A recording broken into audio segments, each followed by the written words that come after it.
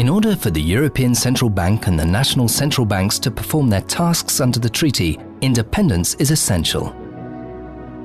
Neither the ECB nor the national central banks, nor any member of their decision-making bodies is allowed to seek or accept instructions from any external body whatsoever. For their part, European Union institutions and all member state governments are bound by the treaty never to seek to influence the decision-makers of the ECB or the national central banks.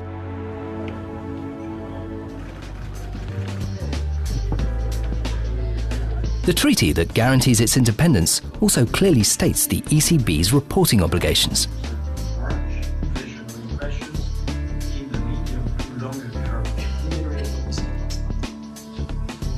It has to publish an annual report and weekly financial statements of the Eurosystem. It also publishes monthly bulletins with in-depth analyses of economic developments in the euro area and wide-ranging articles, as well as reports on the ECB's activities.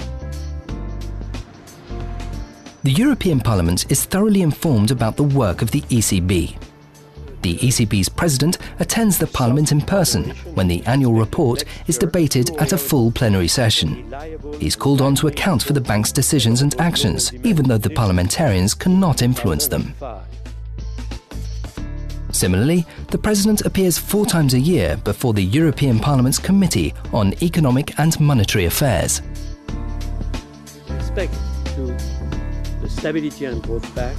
To support the ECB's cooperation with the European Commission and ECOFIN, the EU's Council of Economic and Finance Ministers, a member of the European Commission and the President of ECOFIN are entitled to participate in meetings of the ECB's Governing Council and General Council, although they don't have the right to vote.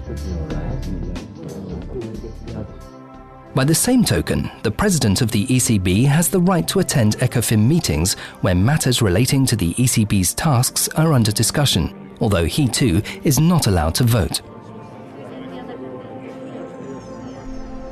Another body in which the ECB's President takes part is the Eurogroup, which brings together the finance ministers of the euro area countries and representatives from the Commission and the ECB. Meetings are held monthly, normally the day before an ECOFIN meeting, and take the form of open exchanges of views on issues of common interest.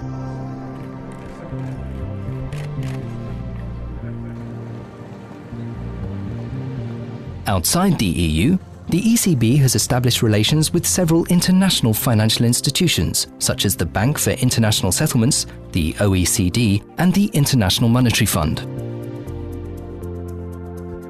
The ECB's permanent representative in Washington participates in meetings of the IMF Executive Board when the global economy or developments in individual euro area countries are discussed.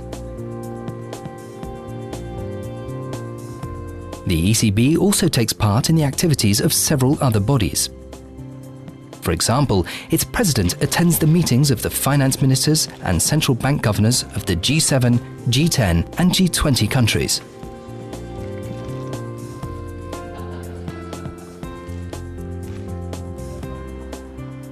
In fact, the ECB maintains a continuous dialogue with central banks and other financial institutions around the world, so that together they can contribute to the smooth running of the global economy.